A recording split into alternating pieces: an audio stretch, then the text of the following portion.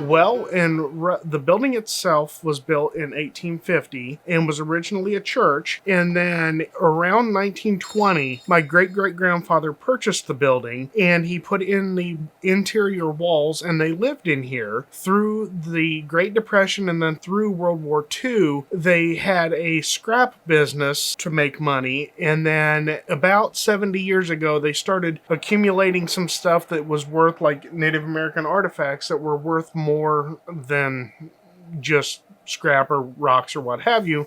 So they started putting that out on the table every day, and it slowly expanded to where they could no longer live in here, and it was a full-fledged antique shop all year round. So, But they quit having services and auctioned it.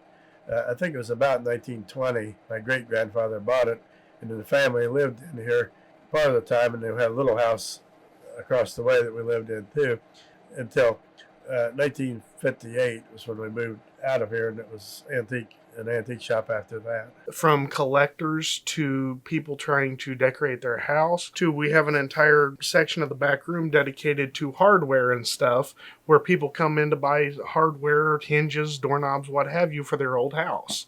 Well, it's interesting if maybe if people would start collecting something, that way they can hunt for a certain type of item, and that is kind of exciting to find something that you haven't seen before in the field that you collect. The most sold type of merchandise here in the store is honestly probably our rings, because people will come in buying one just to match their outfit.